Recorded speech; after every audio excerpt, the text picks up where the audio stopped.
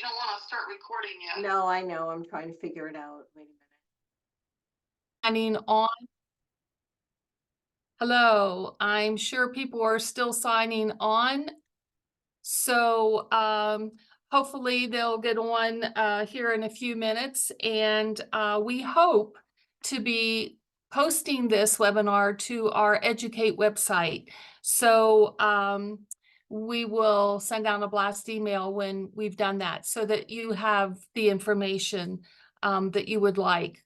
So again, welcome. We're glad that you have joined us today for this webinar to learn more about our Edge-U-Cate's credentialing school. So let me hopefully bring up, sharing my screen with you. And Chris, is that good? It's there, but you need to do slideshow. Okay.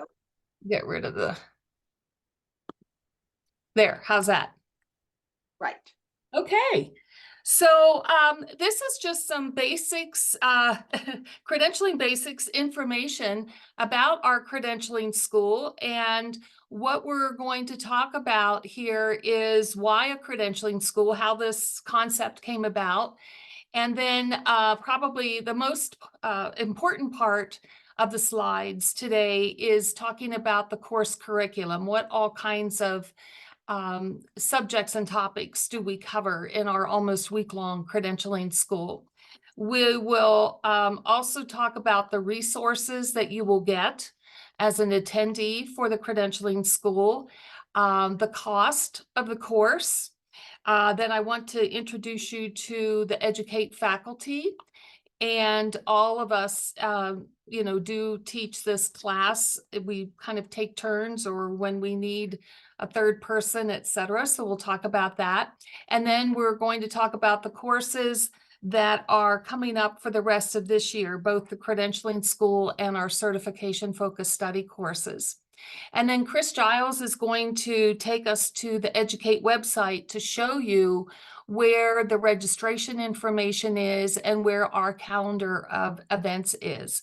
And then we'll open it up for any questions that you might have. So Chris is going to monitor the chat for your questions. If you put your questions in there, and unless it's a burning question, we'll try to wait till the end of the session, and then we'll go back and we'll answer all your questions. Okay, so let's get started. So why a credentialing school? Edge-U-Cate has been in business actually for about 23 years now. 5 of us in medical staff services and quality came up with this concept and started out doing just webinars and blossomed from there. And in 2008, we talked about the fact that there were seminars and certainly short couple hour class or sessions at conferences, etc., to try to teach people how to credential. And we just didn't feel that it was enough, that some people, even today, and many of you may be aware that people get hired into these positions with no experience, no training, and there may not be anybody on site to train them. And it's a huge job, as you all know. So we thought, even back in 2008, we saw the need to offer an extensive course on how to credential and privilege, very similar to a college semester, which is 30 some hours.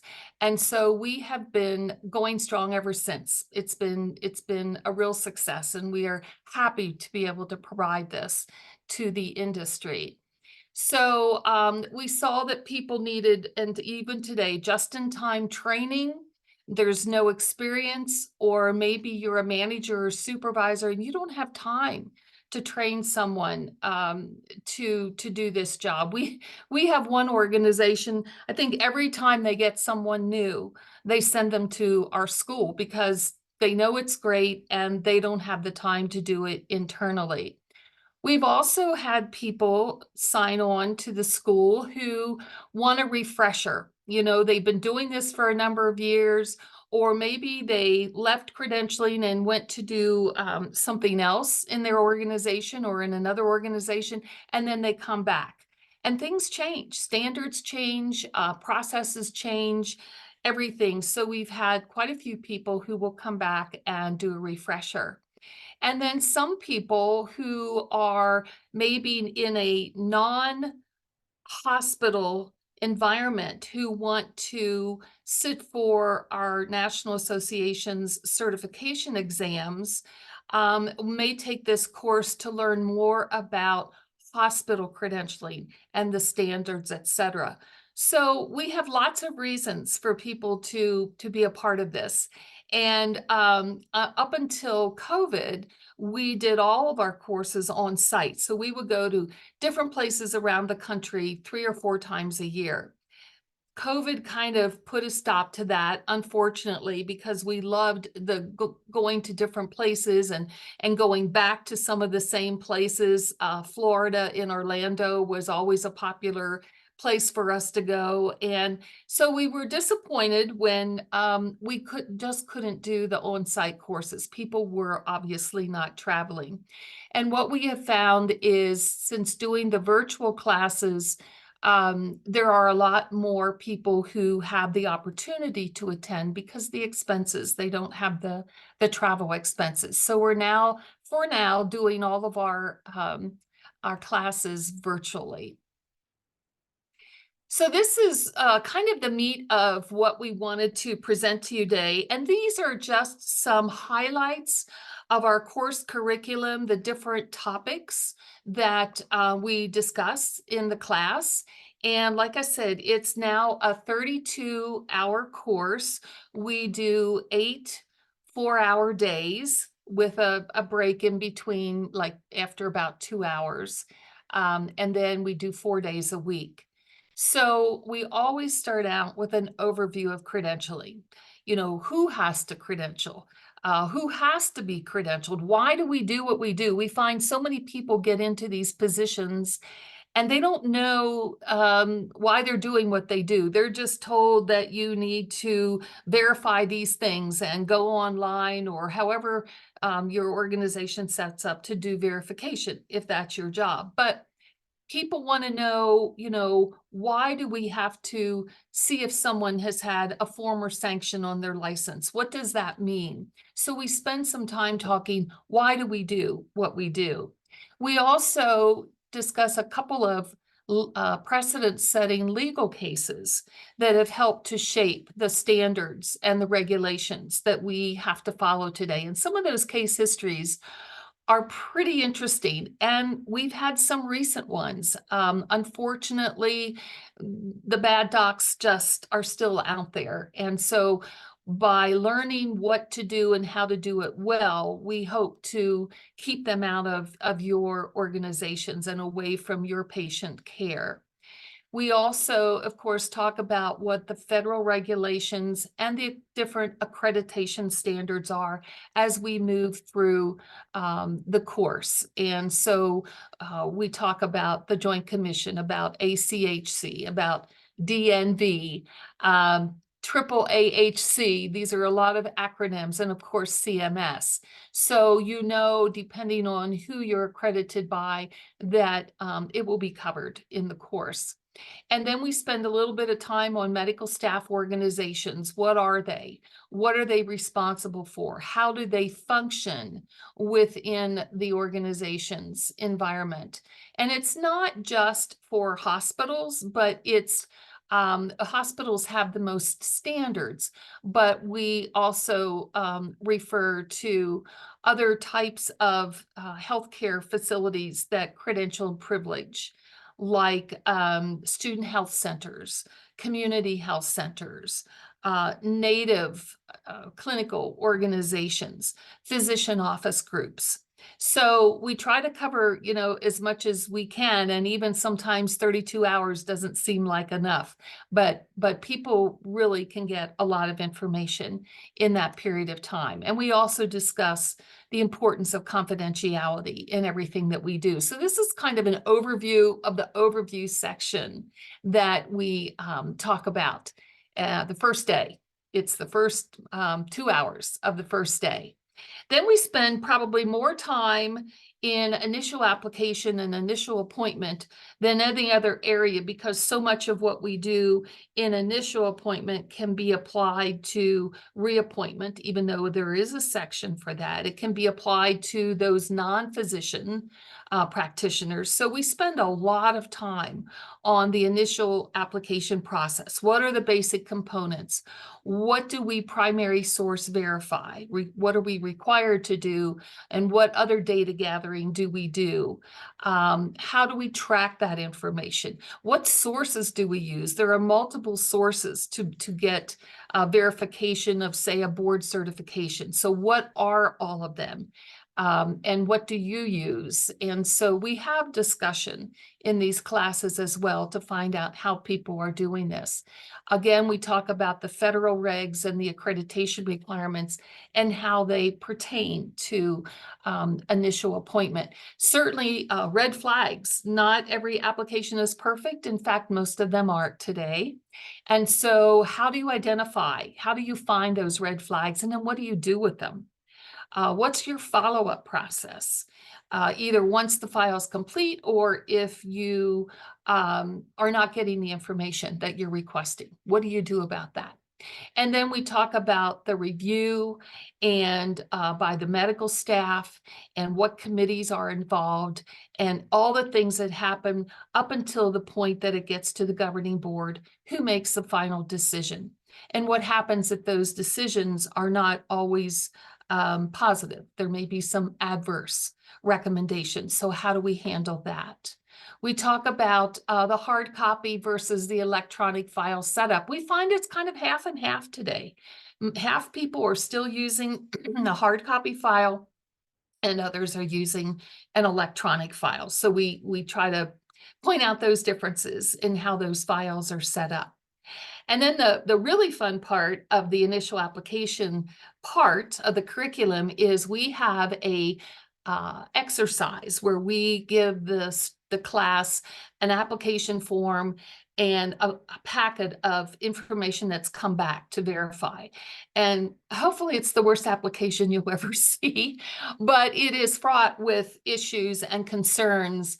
And so we give people actually some time to work on that in class or on an overnight between two classes. And then we talk about what all everybody found about this really questionable physician that we have made up.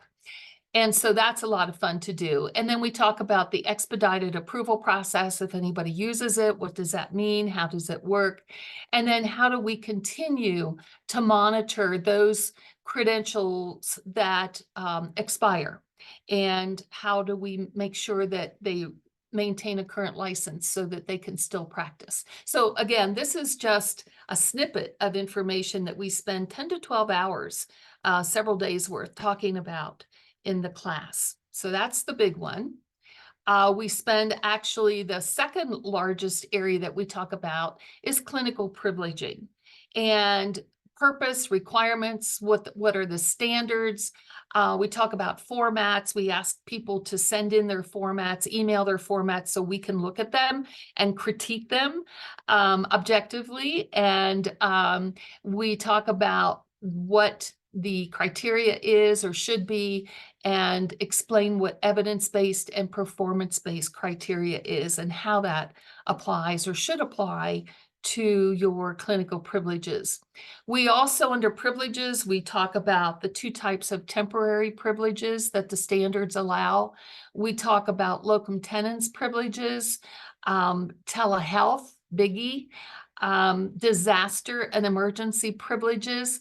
And then when someone requests additional privileges outside of the initial appointment or the reappointment process, or reappointment asks for additional privileges, how is that all handled? We also, in the course between initial appointment and clinical privileges, we talk about the focused professional practice process for Joint Commission and ACHC, but the other accrediting organizations still expect some evaluation of practitioners. So we touch on those standards and those practices as well. So that's 8 hours for the privileging. Then we spend one morning on reappointment and profiling. So it's what the requirements are for reappointment and the recent change that allows some states to go to a 3-year reappointment. So that's been an interesting discussion at our recent classes. We talk about timelines and options for scheduling the reappointments. What do we need to gather for reappointment from primary source or other sources?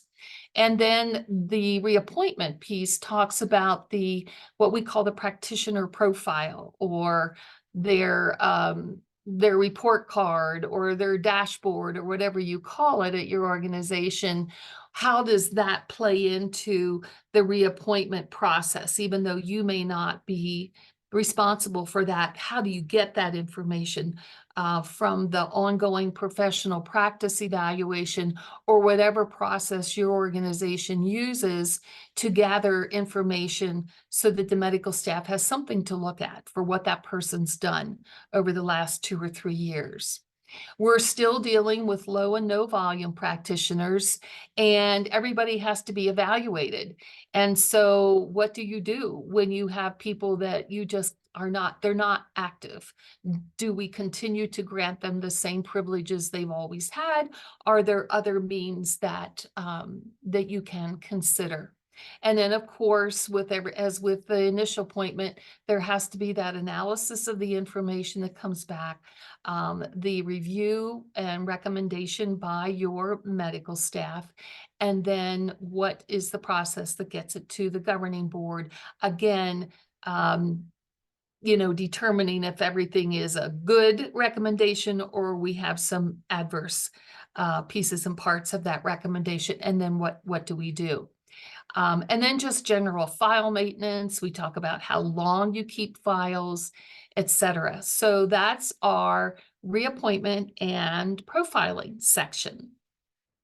Then we spend another half of a day, a 4-hour day, talking about the non-physician practitioners. Who are they?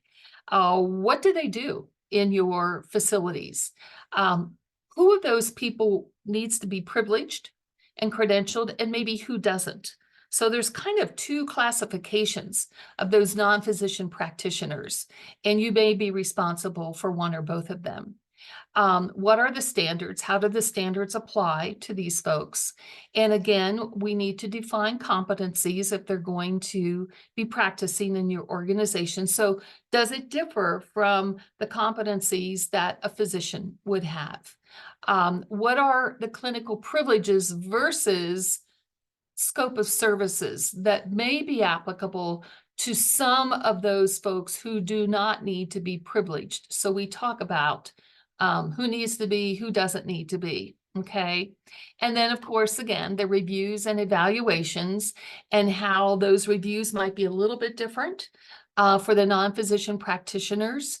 So what does that mean? Do we include some of these NPPs on our credentials committee, or is there a separate committee that looks at peer information? And corrective action. Are they required to have the same fair hearing process as a physician or dentist member of your organization? So we talk about that as well. It's a lot of information to cover in 2 hours, but we get it done. And we talk about, again, who you utilize, and then of the 2 ways to process them. After our discussion, we go back to that list that you have presented, and we talk about, how should we process them? Do we privilege them, or do we give them a scope of services or a job description? Okay, pretty interesting stuff. Then we talk all along, for most of the 2 weeks about potential adverse actions. So we always say on the last day, we're going to talk about that process. And so we spend some time, about an hour and a half to 2 hours, talking about the corrective action and fair hearing and appeals processes. We talk about what the triggers are for corrective action, we talk about automatic and summary suspensions. Huge difference in how we process and what we do about them. Fair hearing components, if you get into a fair hearing, what to expect. And based on the Healthcare Quality Improvement Act of 1986, there are specific things that must be part of your fair hearing in order to get the peer review protections that the government allows. How to avoid fair hearings. That's always good to know. What should you be doing or your medical staff be doing to hopefully avoid fair hearings? And then if you have one, and if the end result is an adverse action, then, excuse me, what are the reporting requirements to the NPDB, et cetera? So we talk about that. What's the medical services professional's role in all of this? And it can vary according to the size of the organization that you are in, what your particular role is. So we talk about that as well in the corrective action process. And then finally, we spend about an hour and a half to 2 hours on meeting management, because many people are responsible for not only processing the files, but maybe attending a credentials committee meeting or an executive committee meeting somewhere that talks about the credentials. So we spend some time in meeting management talking about meeting preparation, effective agenda planning, and talk about what a consent agenda is and how that's utilized in the process. What are the follow-ups from a meeting? How do you track follow-ups and bringing things to closure? Meeting skills, relationship with the chairperson, training the chairperson in meeting skills. And again, the importance of confidentiality in anything that's being discussed. How do you handle that? Do you have a confidentiality policy? And what kinds of things, if we are not careful with our documentation, follow-up conversations, et cetera, can become discoverable. And that's why it's important for people to understand confidentiality. Not that anyone would blatantly cross that line, but it's just making especially the committee members aware of where information is discussed, and more importantly, where it's not discussed. So meeting management is, again, something that can be learned, and we just give some of the basic steps in being a better meeting manager, if you will. So we also tacked on in the last few years what we call a primer for provider enrollment. We don't teach provider enrollment. That certainly would take more than 45 minutes, but we do ask if there's anyone in the class who is involved in provider enrollment, or if it's part of what their department does, and or if they're just interested to know what it is. And so we do, like I said, we squeeze it in somewhere in the 2 weeks to talk about what is provider enrollment, what is the potential crossover with traditional credentialing, and who does it? Whose job is it to do? So we provide that information for you. We also have, after each section, a quiz. A short quiz, 10 to 12 questions usually. And we either do it in class if we have time, or the students do it in the evening and we talk about it, the next day. But these are self-scoring, and it really helps people to figure out if they've grasped the concept, especially since we often do the quizzes right after we're finished with the section. And it tells us as faculty whether or not we've gotten across what we wanted to with the class. So those are kind of fun to do. We do exercises throughout, not physical, although we have stretch breaks, but we have some exercises on paper that people read something and then we have some discussion. And so that promotes class participation in the course. And then throughout the course, we also will have people refer to their bylaws, their forms. We ask them, be sure you have a privilege form available, have your bylaws, or if you're not in a hospital, have your credentialing policy, because we ask questions about whether or not, excuse me, you have these things in your governance documents. So it's, like I said, it's very, very interactive for the whole time that we are meeting together. The resource, so that's our course curriculum, okay? Our resources that we provide you, a resource notebook, and we're trying to do it electronically now because most people have asked for that. It's a resource notebook, about 300 pages. It's a big notebook, okay? It's got the curriculum highlights, it's got an evaluation form, faculty bios, our sponsorship information. We do have people who help sponsor all of our education. The AMA profile group is our sponsor, FSMB, Simpler software, and the Hardenberg group are this year right now are 4 sponsors, and quizzes and exercises. But then we have each section that I just discussed is a section in the notebook, and in front of each section are the PowerPoints. So you get all the PowerPoints, and then you get resources in each section of maybe sample policies we've pulled, or we go online to AMA or the AOIA or ABMS, and we pull down the most recent information or the most recent sample of an AMA profile, and we put that in the resource notebook. We refer to these in class so that you know what's in there and you don't have to go hunting for it on the internet. So about 300 pages, I think, is a huge resource for you. We also have at the end of the notebook an acronym list and resource contact information. So that's a big resource notebook. So that's one resource that you get. Another resource is we have a sample credentials file. So as we talk about licensure, we would, if we were using the hard copy, there would be dividers, and there would be license, and then behind the license we have sample states licenses, so we can look at what they look like, where to find the sanction information. So electronically we have these divided, and we go to each of these sections as we are talking about them in during the PowerPoint presentations. So you get lots of samples for what kinds of information needs to be included in your credentials file, be it hard copy or electronic.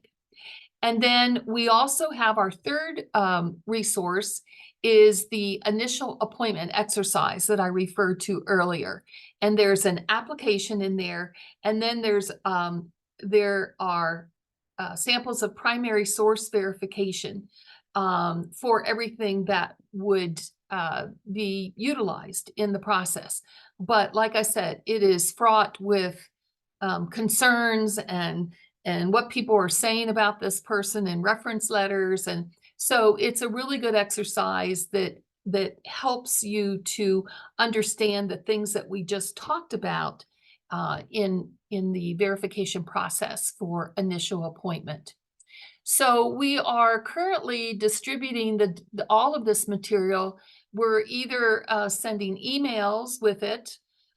We can use a USB, or we can use Dropbox. And we found that different organizations do or do not accept one or more of these options. So we are now getting ready for our June class, and we will be finding out from each individual how we can send this information, because everybody's IT department works differently. So we'll figure it out, but we will get you all of the information. It's a lot, but we want you to have all of that for your resources.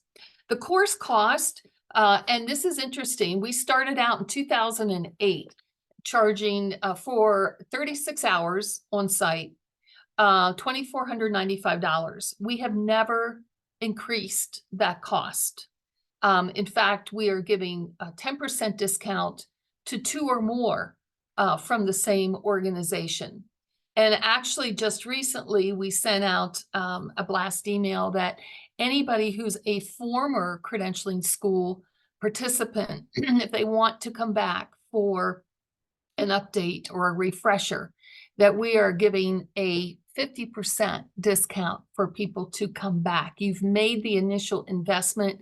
Now for half price, you can come back and hear it all over again. So we have had some repeats in the past, and we thought this might be a bit of a teaser for people who have been former students. So that's our price for our national classes. Our faculty, again, I'm Chris Mobley, and myself, along with Chris Giles, are two of the 5 co-founders for the company. And Chris and I do most of the credentialing school classes. And then Janet Wilson is our certification expert, and she teaches all of our focused certification study programs. And then occasionally she comes in and helps teach the credentialing school as well. So we are the primary faculty for Edge-U-Cate, and have been for quite some time, and we really enjoy working together on all of these projects. Okay, so I promised you courses coming up pretty soon. We've got our June, our summer credentialing school, which is coming up starting June 17. And then we have one more in October that we will have this year. And then we usually have one in late February, is how we've been recycling the dates each year. So about every 4 months, we try to have one. And then our certification focused study program, Janet is just finishing up with the CPMSM part of our May series. So again, we try to have something for everyone. At least twice a year, we do a weekly 1-hour session on Tuesdays. We're just finishing up our May Saturday classes. So some people said we can't do during the week, and we do it on Saturday. And so we have some sessions on Saturday, and then we'll have another weekly session starting July 9th for certification. And then we have one all-day Saturday for the CPCS in September, and the CPMSM gets a recorded session. The May classes were half days. So again, we try to do something for everybody. We have in the past actually done some both certification classes and a credentialing school for health systems. We have done some what we call mini basics for some of the states, where we go in pre or after the conference. And we've done some now virtually, where it's a 1 day. So 8 hours of a mini basics of credentialing. Can't cover everything we cover in 32 hours, but we get 1/4 of that time to, again, cover the highlights. So we can work with organizations or with states to customize any programs that you might be interested in. So that's my little commercial. So now that I'm kind of done with my part, I would like Chris, I'm going to stop sharing, and I'm going to let Chris Giles just take us quickly to our website so you can see where the registration information is on our calendar. Chris? Okay, I'm just checking before I do that. There's one Q&A, and the question is, do you have metrics on student pass-fail rates? I guess that's in relation to the certification program, and we can let Janet address that because I believe she does keep track of the information. Janet, is that correct? We'll check in with her at the end. Okay. Yeah, I don't know that. Oh, okay, Janet. She's here. That is correct. We have the metrics available. So if they can email me, I'll be happy to share that. Okay. Thank you, Janet. Janet is at janet@edge-u-cate.com. Okay, thanks, Janet. Chris? Okay, as soon as I can find a way to get to the internet, let's try this one.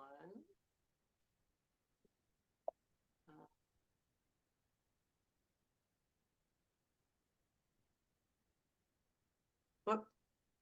Do I need to, oh, I did stop sharing. Yeah, just 1 second. I'm gonna have to go in and open up.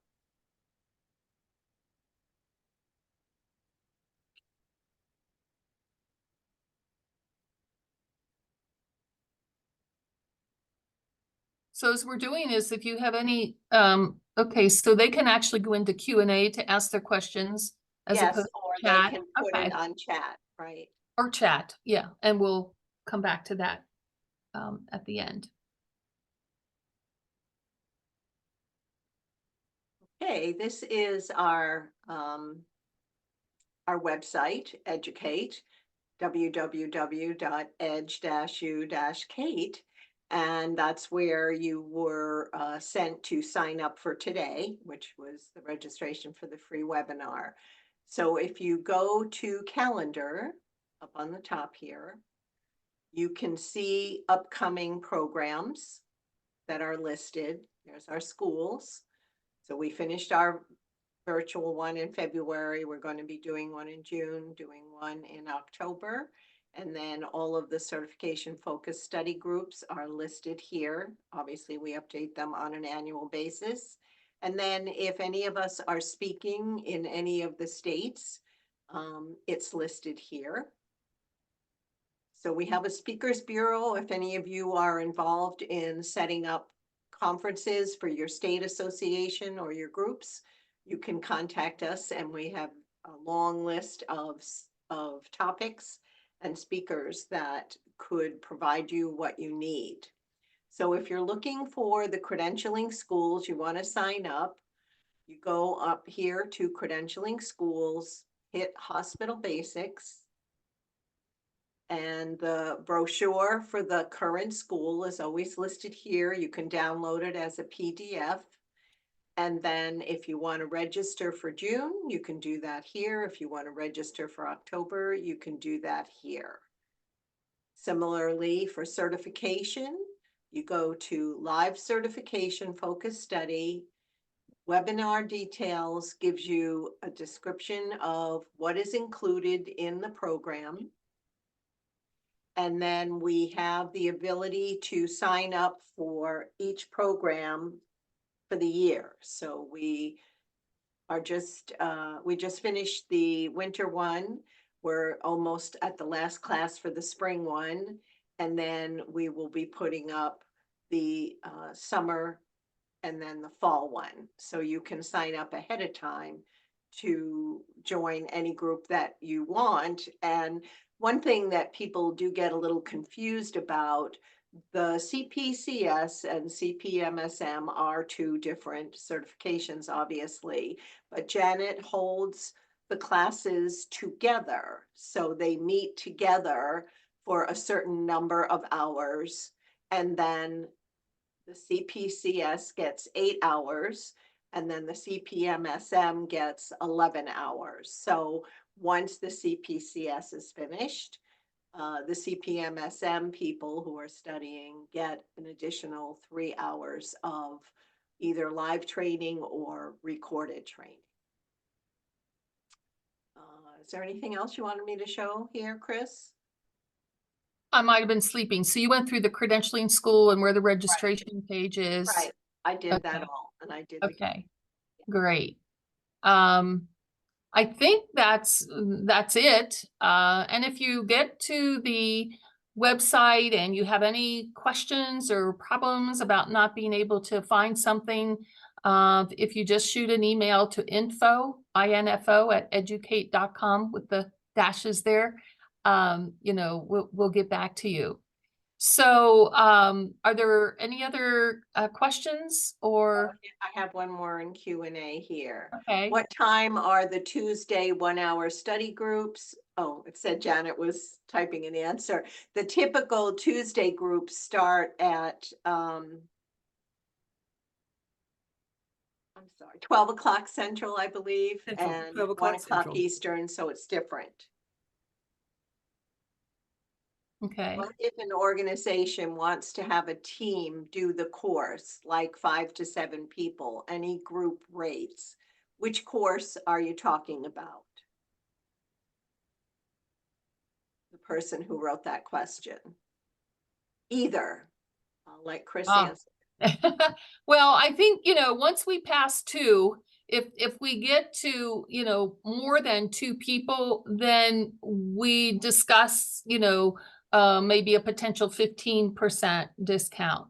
So, because we want to encourage as many people as possible to take advantage of this. So, yeah, just get in touch with us. We haven't been consistent necessarily because we don't normally get more than 2 people from an organization, but we'll certainly, consider a discount for, especially if you've got 4 or 5 people.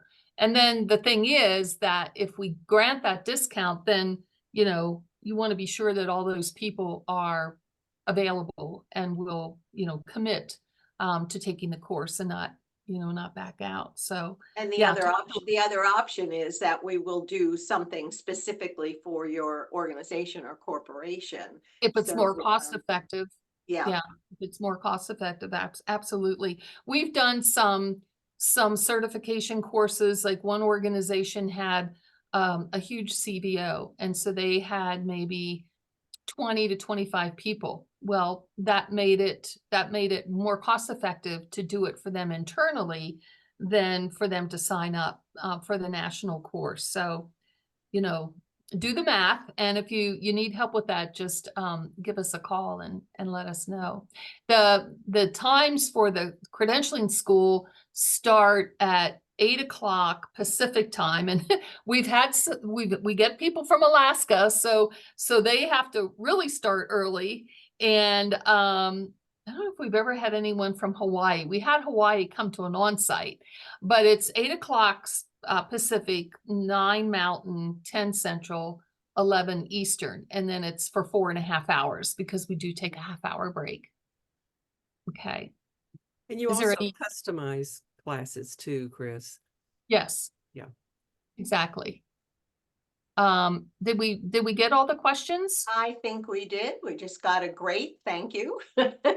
Oh, good. And there doesn't seem to be any other Q&A. Okay, well, it's just, whoops.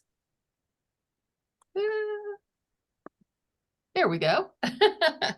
Okay, so we want to thank everybody for attending. Like I said, we'll see if we can get this up because we had more people registered than looks like signed up today. So we'll try to see if we can get this posted on our website. And we're talking with Janet about maybe doing a similar type webinar for what's all included in a certification course. So we'll see if we can't get that out in the next month or 2, maybe before the July class starts. So if you have any questions afterwards, please, by all means, be sure to email us and we'll get back to you.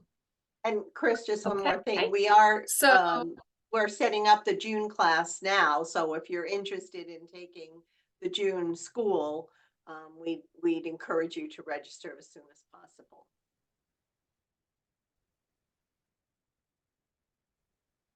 Oh, looks like yeah, but Chris- it's by the 10th of June. That's a Monday, and it starts Okay. the following Monday. Okay. What? You Okay. froze. Well, good. Oh, sorry. Okay, everyone. Well, hopefully you have a good rest of the day. And again, thank you for joining us. Take care. Bye-bye.